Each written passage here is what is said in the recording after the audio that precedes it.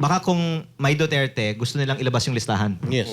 Eh, nilabas yung listahan, Wala. walang insertion na nakapangalan sa Duterte, kaya ayaw nila sanang ilabas yung listahan. I have a few things to add. Number one, sa 2025 budget per district summary ng DPWH mismo, nandun yung allocable per district. 4 na distrito sa bansa ay 0 ang allocable budget. 2 sa Davao City, 1 sa Davao del Norte, at 1 sa Zamboanga City. Sino ba yung mga nandun? Kasi... Congressman Puro Davao Pulong, Ungab, Bebot Alvarez, at Kimer Olaso, if I'm not Yun. mistaken. At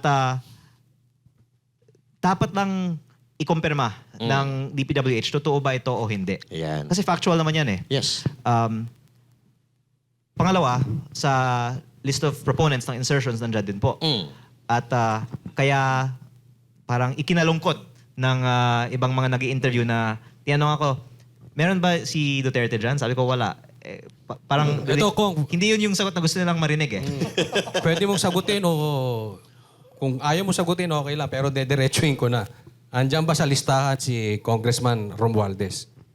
Halos buong 19th Congress Nako. ay nandun. Kaya, Pero Sino lang wala? si Congressman Pulong, nasa 19th Congress, wala siya doon. Yun. At yung allocable niya, 0. Sa 2025. DDS ka. Ito ba mga sino na to? Ito, So, sino, process of elimination. Pag hindi niya nabanggit, nandun. Kaya, Sinasabi ko lang naman yung nakalagay sa listahan eh.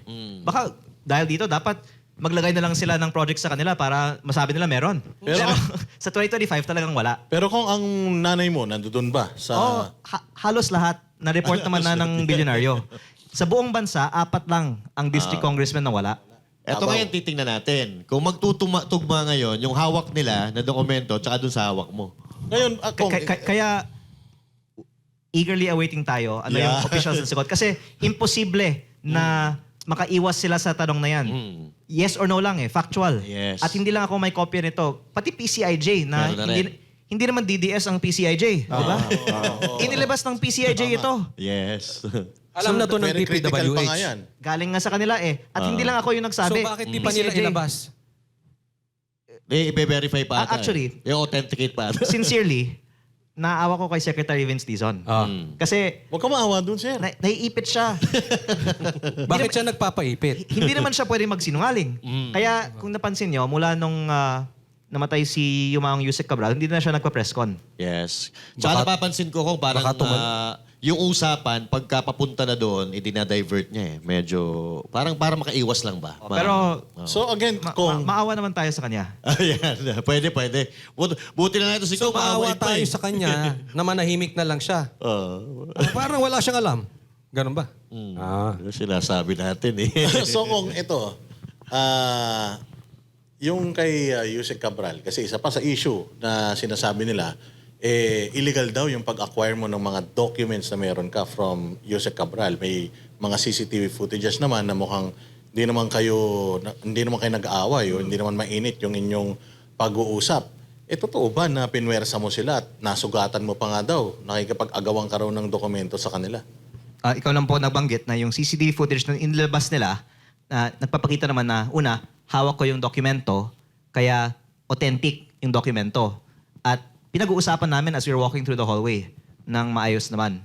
At hindi lang yun, 3.5 buwan ang lumipas mula noon at ng kanyang death na wala naman din siyang sinabi. By the way, November ko pa sinasabi sa publiko na meron akong kopya nitong datos at at the time, hindi lang pinag-interesan ng iba ang sinasabi ko tungkol dito.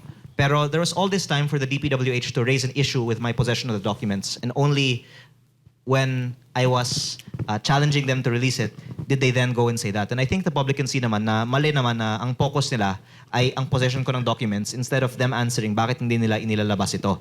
At hindi lang naman po ako kasi ang may kopya nito, pati ang iba may kopya nito. At ang nangyayari lang ay iniiwasan lang nila ang essential question, bakit hindi nila inilalabas ito? Kaya pala may interview si Ombudsman Boying Remulla na parang pinipitik ka niya dun eh. Na kapag may iba daw na tao naglabas ng Cabral Files, at sabihin daw na peke daw yun sa kanila, ay kalokohan daw yun. Parang kalokohan. Parang pinapalabas niya na ang pinaka-original files ni Cabral ay nasa kanya at yung mga nasa iba ay peke. Maganda kung tayo, kasama ng Ombudsman at ng DPWH, lahat mag-live. Ilabas namin ang mga listahan natin. Magko-compare-compare tayo. Baka naman yung kopya ng DPWH pareho sa kopya ko. Tignan natin. Ilabas natin lahat. Awa ka naman kay Secretary Dizon. Sabi mo nga. Yun nga, yung mabalik tayo dyan kay Sec Vince. Kasi may interview ka na sabi mo, nag-uusap kayo. Pero nung naglabas ka na ng mga document, biglang sabi niya na hindi parang hindi pa authenticated, hindi pa okay yan. May Actually, email, may email nakakatuwa kang yung sagot niya kasi ang sinabi Oo. niya, hindi pa authenticated dahil hindi pa niya nakita. Oo, yun. Tama. Kasi nasa Paris siya noon eh. Kaya hindi niya nakita kasi nasa Pero Paris ang siya. sabi mo doon, meron kayong pag-uusap and may mga nakarinig. May email Tama, di ba? exchanges kayo, di ba? May nainilabas ka. Pagkatapos ng September 4, nag-meeting pa kami. And then after that, may iba kaming mga conversations. And then, in-email ko sa kanya yung in-upload ko sa Facebook noong October 1. Okay. Tapos, sumagot naman siya kasama ng ibang attachment through his office. Kaya ko nga sinasabi na maawa na lang tayo sa kanya. Kasi, Ibig sabihin nakita niya kasi sumagot siya. alam naman natin na alam niya na totoo ang files na ito. Kasi ang PCIG na nga ang nag-upload din ito eh. Kaya hindi na lang siya siguro magko-comment tungkol dito Kung pa. ang nangyayari kasi dito, parang nagkakaroon ng laglagan. Opo, pero actually, between us, sadya ko pong hinahayaan sila na Okay. magsalita kasi let them weave together their own narratives. Kasi marami din mga inconsistencies. Una, sinabi ni Yusek Claire, let DPWH answer. Tapos sabi ng DPWH, hindi pa namin ma-authenticate dahil hindi pa namin nakita. Tapos sinabi nila, ibinigay na namin sa ombudsman. Tapos sinabi naman ni Assistant Ombudsman na mahalaga ito dahil maraming leads at bigyan nyo lang kami ng oras para i-authenticate ito at gagawin daw nila in private para hindi mag-fuel ng public speculation. Pero importante daw. Yan ang sinabi niya sa ANC this week. Pero since then, there have been other statements saying na walang katibayan siya kasi wala na daw si Yusek Cabral. Pero hinayaan natin sila na magbigay ng kanilang mga statements. At ang lumalabas nga, marami pong mga inconsistencies. Pero lastly, I would like to actually commend and thank ang aking kasamahan si Congressman Terry Redon dahil kaninang umaga, sinabi niya na dapat isupila ng Kongreso yung mga Cabral files. Ayan. So parang sumang-ayon na rin pala si Congressman Redon na mahalaga na makuha ng Kongreso ang kopyang ito at sana pag nasa Kongreso na, pwede nang ilabas ng Kongreso sa publiko. Kasi ang sinabi niya, dapat hindi lang ang Ombudsman na meron, dapat pati Kongreso. Yes. Kaya baka si Congressman Redon ang maglalabas na ng Cabral files. Nako, bigyan. Congressman, may tanong ako. One and for all. Gusto mo magulat sila lahat? Ako magpo-post. Send mo sa akin yan mamaya, ha? Ako yun, yung mga hihingi ng kopya. Abangan nyo. Gcash lang, ha? Joke lang, joke lang. Pero kung yung about nga doon sa Cabral files, kasi sa tono ng pananalita ni Ombudsman Boying Rimulya, parang may sinasabi siya na hindi kaya baka pekiin, baka ipalabas nilang peki yang sa'yo at sa kanila yung tama. Kasi alam naman nating lahat ng nasa 19 Congress, puwera kay Pulong Duterte, lahat kasama doon. Hindi kaya yun yung iniiwasan nila na parang gumawa sila ng sarili nilang files at yung files na nahawak nila, yung sasabihin nilang original at yung sa'yo, pepekein nila. Nabanggit Hindi ko mo na naisip. sa ibang interview na may nakita na akong kopya na galing sa iba, na galing sa DPWH, na pareho sa kopya ko. Kaya hindi lang ako ang may kopya at recently may mga nag-share na taga DPWH sa iba na pareho ang kopya. At pangalawa, the fact that DPWH spent these trillions of pesos is publicly verifiable. And wag naman tayong maniwala na pinondohan lang mga proyektong yun na walang mga proponent. Kaya ang tanong ko, mag-accounting tayo. Sino ang nagpasok ng mga pondong ito kung hindi yung sinasabi ng mga listahang ito na nagpasok ng mga pondong ito, sino? Wala naman maniniwala sa atin na si Yusek Cabral at si Zaldico lang naman nag-usap para sa alokasyon ng trilyon-trilyong piso, di ba?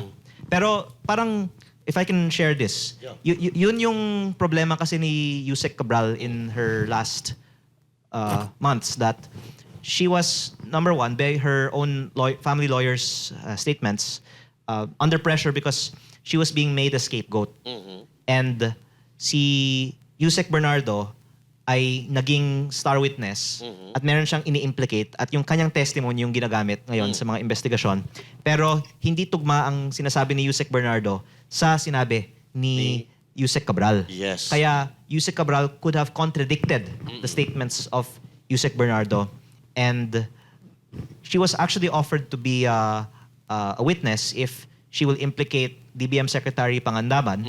And this is already brought up in another interview. Hindi siya pumayag at yun ang isa sa mga dahilan na in the last few weeks na pressure din siya dahil nga hindi siya pinagbibigyan na maging state witness dahil ayaw niyang mag-cooperate to testify in a certain way. I think tungkol sa mga unprogrammed appropriations din yan. At si Yusek Cabral ay ayon sa statement ng kanyang family lawyer, nagsimula ng kanyang feelings bad when she was made to have a courtesy resignation instead of avail of an early retirement. And then there was the testimony of former Yusek Bernardo, and then there was the press con on the day that she died, when there was a statement by the DPWH recommending that charges be filed on a number of individuals where she was on the list na may statement na dapat managot ang mga taong ito.